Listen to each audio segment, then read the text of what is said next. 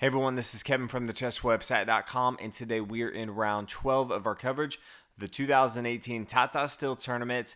We only have 13 rounds in the tournament, and coming into round 12, we have 3 players tied for first place. One of those players, Anish, Giri, which we're going to be looking at today, playing the white pieces.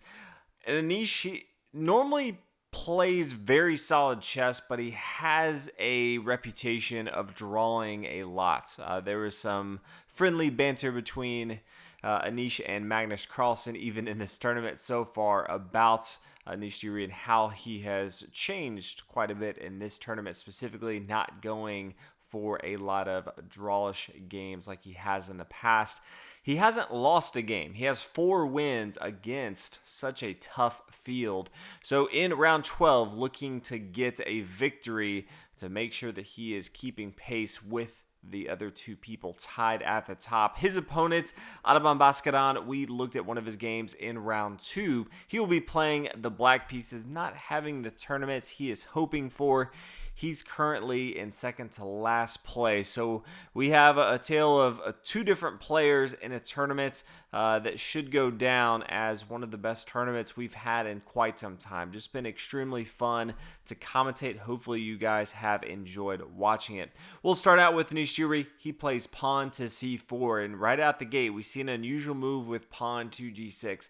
Not the way we usually see black defend against the English opening, but, you know, this is one of those openings where certain players have things that they've been working on in the lab before they come to these big tournaments, and they want to see what they can do, especially if you're second to last in the tournament.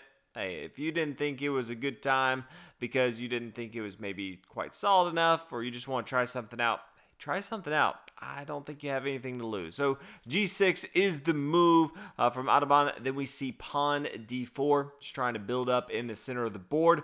Bishop to g7, fianchetto on the king side. Knight to f3, pawn c5, trying to break up the center. Pawn d5, and then pawn here to d6. White continues to push forward in the center of the board, plays pawn to e4, and then we see pawn e6. Not really interested in exchanging material right now. Bishop to d3, getting ready to castle on the king side. We do see an exchange on board, and then bishop down here to g4. Just trying to get his pieces developed into the board. He has other options. Knight to f6, I think, makes a lot of sense. Even if you want to play knight to a6, he's not going to be playing knight to c6. I do think he wants to get his light square bishop involved into the game before he plays knight to d7, blocking that. Since there's not the e-pawn, it doesn't block the light square bishop. So is going to be getting the light square bishop involved at some point. Doesn't have to do it right now. Could also just be playing queen to e7, pinning down this pawn to the king right here. So, you know, this is just another option that black has. The bishop can't move because it is the only piece right now defending this pawn, but decides to go ahead and get his light square bishop out first. Bishop here to g4. Knight now plays to d2, knight to f6, then we see both sides castle to the king side. Pawn to h3, pushing the bishop back, but we see black decide to go ahead and exchange on board. This does give Anish Giri the double bishops on board. Definitely a strong advantage in my opinion, especially if you can open up the board state, which is going to be pretty easy to do. You can just push the pawn, start to exchange, and then the bishop pair is going to be extremely valuable for white. There's a couple ways that black can continue here. He decides to play pawn to c4, and if it looks a little weird just right away, say, hey, we're just giving that pawn to white. Yes, but also keep in mind this knight here on f6 is attacking the pawn on e4, and the bishop is the only piece that's defending it. So as soon as the bishop takes here on c4, the knight could come down, take here on e4, and that's what happened in the game.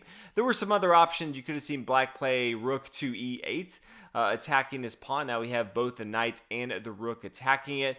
You could see rook to e1, defending that, and then just completely avoiding trying to play pawn to c4 and just getting that pawn off the board. Maybe he wants to push a little further down the board with pawn to a6 and then pawn to b5. Try to get a queen advantage with his pawns, and then knight to d7 here. So has some options besides that, the things that he was looking at on board. But in the end, he decided to go ahead and play pawn to c4. And after the bishop takes, knight takes here on e4. Both sides also have an isolated pawn on the d file. White does have his pawn further up the board on this 5th rank right here. Black would really like a pawn to protect this knight here on e4. It's going to be very easy for white to attack this knight to put pressure on it. And since it's not being defended by a pawn, it is going to have to retreat at some point. Rook to e1, trying to kick it back. Rook to e8, defending the knight for right now. Queen to c2 says, yeah, I now have more material attacking that, and so the knight's forced to come back here to f6. Rook up here takes on e8, decides to take with his knight. Could also take with his queen. That's also a viable option, but decides to take with his knight here on e8. Bishop up here to g5, attacking the queen, and the knight coming back here to f6. Knight to d4, just centralizing the knight here. Usually going to be on f3 to control some of the central squares. Many times white will have a pawn here on d4. Sometimes if he pushes a little further here to e5 as well. But since both white does not have pawns here and black is not really attacking or setting up something around these squares, then white's able to push a little bit further up the board and play knight to d4. Also just a good central square for this knight to control a lot of squares on board. If either of these pawns on b7 or f7 were to ever move, there's a great outpost depending on where black's pieces are at that time. Queen down here to b6, and this is kind of interesting. Where does black decide to go here right now? He plays queen to b6. I think it makes a lot of sense to get his knight involved into the game. There's really only one option, that's knight to d7. His light square bishop is already developed. It's off the board by this point.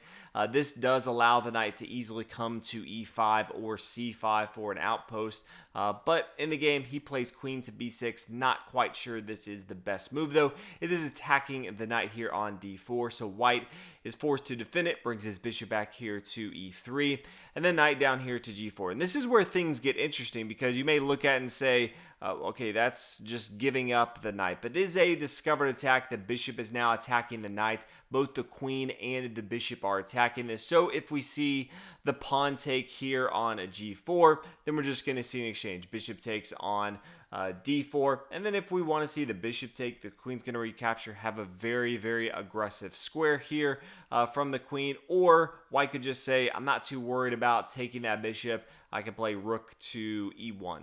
That makes a lot of sense as well. So there are some options on board.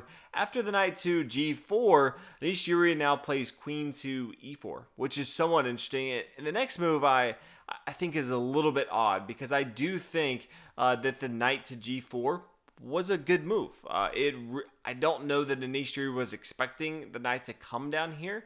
And so from here, I would say, how can black improve the position? And I think exchanging material here, getting that bishop pair off the board would be very, very valuable. You can now see queen up here to e8 check. Bishop to f8 really the only move. Now the pawn takes, and I still think black is in a good position here. Queen up here to c7.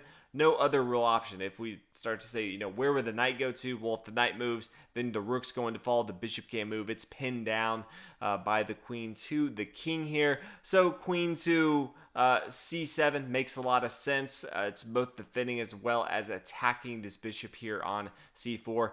Black's in a good spot here. But in the game, once we see queen to e4, black's more in a just retreat defense mode. Plays knight back to f6 and then queen to e7. You start to see white putting a lot of pressure on black. His position is cramped. He still has not got his knight here on b8 involved into the action at all, which means the rook here on e8 is not involved at all and just really has a cramped position. Not real clear how black is really going to get out of this and have any sort of attack, because white doesn't have to worry about black too much right now.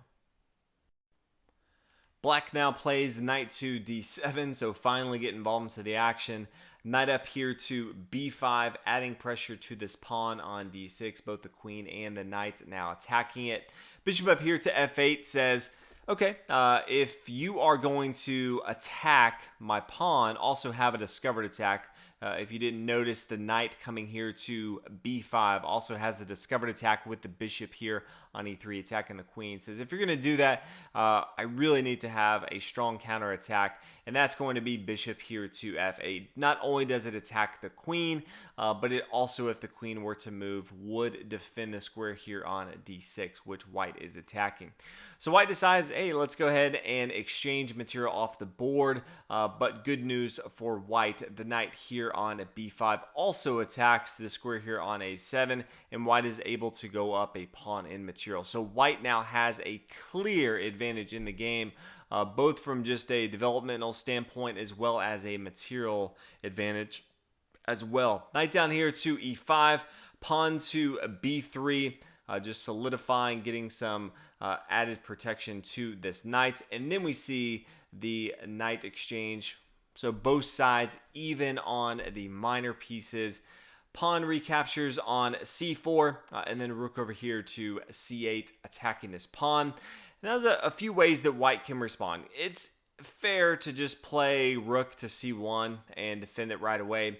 Anish Giri decides to play a little bit different and play rook to e1, attacking the bishop. The bishop's now forced to move to f8, which is a better square for white.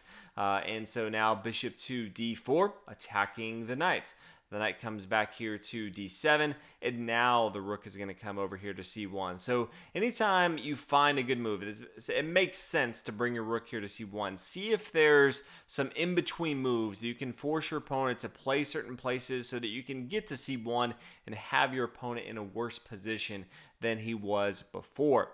Now rook to a8, attacking the pawn here on a2. Very easy for Anish here to just play rook to c2, defending that pawn. Rook down here to a6, rook over here to e2, getting ready to just push up here to e8. That is a very strong attack that black has to worry about. And rook down here to a4. Rook up to e8 as we talked about. Rook takes on c4. White's not too worried about that. He plays rook to d8. He has a few options here. One of his options is to get his bishop involved. Bishop here to f6 and then here to e7. That is going to attack this pinned down piece here on f8. And he recognizes that now he's starting to put too much pressure on black's knight here on d7 as well as this pawn. If the knight moves, both the knight and the rook here are attacking the square here on d6. So he is able to get that pawn back if he wants to that he gave up on c4. Very difficult right now as far as how black continues. He decides to go ahead and play knight to e5. He could have counterattacked and played rook to b4. I think he's still in a tough position, but rook to b4 does give some promise. Hey, if you want to take my knight, I will go ahead and take your knight as well. Decides to go and play knight to e5 and then pawn to f4. And this is a really difficult position. I feel like black the entire game has been put in these really difficult positions as far as how do I move my pieces in a way that I'm not just getting attacked the entire game, because white has had his way with black so far in this game. And from here he decides, okay, my knight doesn't have a good square, because if it comes back here to d7 it's going to be captured. Okay, well, where else does it go to? The only real safe square would be knight to d3. Now, could also, as we talked about, bring the rook over here to b5, try to defend something. That's not the greatest. Could instead play rook to c1. This makes more sense than now trying to play rook to b4. I think that train has left the station, no longer a good move. Rook to c1, trying to attack the opponent. King to h2, and now knight to c4. This square is now opened up and the rook is defending. So that's probably the best option that black has.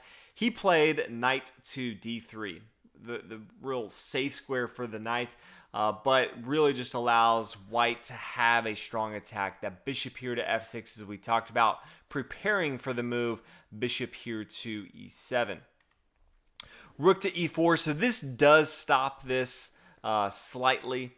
If we were to see the rook take on f4, okay, well then bishop to e7. You can see how things go poorly from here. Rook up to f5. Knight takes on d6, both attacking the rook and gobbling up material. If the rook were to take on d5, then rook over here f8 check. After the king moves, then we just see things go very, very poorly for black. And at the end of the day, this is going to be an easy end game for white. So after bishop to f6, we see rook to e4, just blocking the bishop coming here to e7. Another option that white has is to bring his bishop here to g5 and then swing it back to h6. A little more difficult for black to deal with that, and it does the same thing, attacking this pinned piece down, or attacking the pinned piece here on f8. Anish Giri continues. Knight takes on d6, attacking the rook. Rook comes down here to e1 check. King h2, and then knight to f2. This is opening up the door for rook to h1, but that's just a check. The king can easily come here to g3. Now we see bishop to g5. Since Anish Giri knows his bishop's not going to come to a e7 because of the rook, decides to go for plan B, and that is to get the bishop here to h6. We see black play pawn to h5, hoping for a miracle of the pawn at some point getting to h4, not being attacked. It would be attacked right away with the bishop here. And then, maybe there's an off chance that there's a surprise checkmate with rook to h1. But white's not going to fall for that. First plays bishop here to h6, knowing that he has a couple moves. It would have to be first pawn moves and then the rook over here. Black does not have enough time for that. We see first pawn up here to g4. This does open up some air for the king to move. And so we could see the king come here to h7. And you could say, okay, what happens if instead of that we see, maybe the pawn takes with en passant? Okay, well, from here we just see the king take on g3. This is one option. Knight up here to e4 check. The knight takes. Okay, this is all going to end very poorly after the bishop takes here on f8. So if we come back, king to h7, rook over here taking that bishop, and the knight to d3. And the king can't really take the bishop as well. It looks like it's hanging, but really it's going to be very difficult for black to deal with that as well. Rook takes the pawn here on f7. Maybe there's a check. That's fine. Cannot continue to check. And then after the knight falls, then you're just going to see the knight come involved over here for white's perspective. And at the end of the day, white is going to win this game. So while it may look like, yes, the king is just going to take, it does not end well for black. Although knight to d3 doesn't really help too much on board. Rook takes on f7. King back here to h8, and then rook to f8. And at this point, we do see a resignation from Adhiban. And I think at the end of the day, he was just outclassed. I think he was trying something novel with pawn to g6 at the beginning. Anish Giri seemed very prepared for that. And at the end of the day, just puts Adhiban, Baskaran in too many tough positions and completely controlled the game. And that's what he's been doing so far in the tournament. You don't go through 12 rounds, have 5 victories now, and have no losses without being very, very prepared and locked in what your game plan is. So congratulations to him. Good news is he won. Bad news is Magnus Carlsen won as well. So it's now a 2-person tie for first. Now, both of those players have to be aware that there's a lot of players behind them ready to strike as well. There's 5 players going into the last round that can actually win this tournament, which is crazy to think about. Many times getting last round, one player is either wrapped it up or it's a 2-person race. We have 5 players that can actually win this. So a lot of people in second place hoping for some draws or some losses for Anish Giri and Magnus Carlsen tomorrow. It will be fireworks and we will have coverage. So thank you guys for watching round 12. Hope you enjoyed it, and I will see you in the final round.